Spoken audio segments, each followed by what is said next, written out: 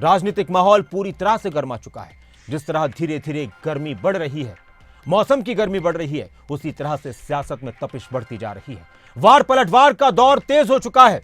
विकास से शुरू हुई बात मंगलसूत्र से होते हुए संविधान और आरक्षण तक पहुंच चुकी है। देखिए, अलग अलग फेज आए हैं।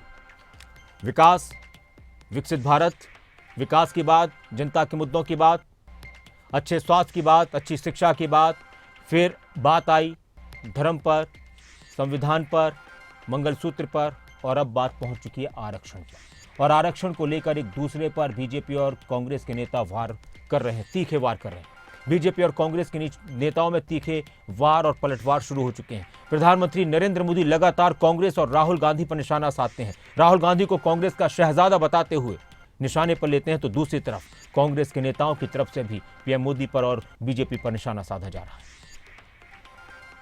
10 वर्षों में मोदी ने उस वर्ग की चिंता की है जिसे कांग्रेस ने बदहाली का जीवन जीने पर मजबूर कर दिया था। आज ये लोग बयान देते हैं और पता नहीं क्या क्या बोल रहे हैं। ये कहते हैं एक झटके में गरीबी हटा देंगे। अरे 60 साल हो गए, तुम कुछ नहीं कर पाए यार, क्यों ऐसे दावे मार रहे हो?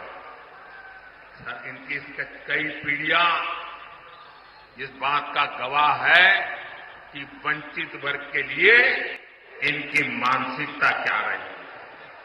करोड़ों परिवार इस देश में जीवन की मूलभूत जरूरतों से वंचित थे। उनके दुख, उनकी तकलीफ से कांग्रेस और उनके साथियों के कोई वास्ता नहीं था। हर आदिवासी को यह बात समझ आ गई है कि ये बीजेपी के लोग नरेंद्र मोदी संविधान को खत्म करने में लगे हैं। पहले हम कहते थे, कांग्रेस पार्टी कहती थी ये संविधान के लिए हम लड़े थे, अंग्रेजों से हम लड़े थे, हम इस किताब को बहुत अच्छी तरह समझते हैं। पहले हम कहते थे तो शायद आप लोग मानते नहीं थे, आप लोग कहते थे नहीं, मगर इस चुनाव में सारे लोगों को पता लग गया है कि आक्रमण लोकतंत्र पे है, आक्रमण संविधान पे है, आक्रमण रिजर्वेशन पे है, आक्रमण पब्लिक सेक्टर पे है।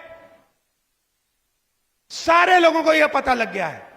और अब यह चुनाव लोकतंत्र को बचाने का, रिजर्वेशन को बचाने का और कॉन्स्टिट्यूशन और गरीबों के अधिकार को बचाने का चुनाव हो गया है।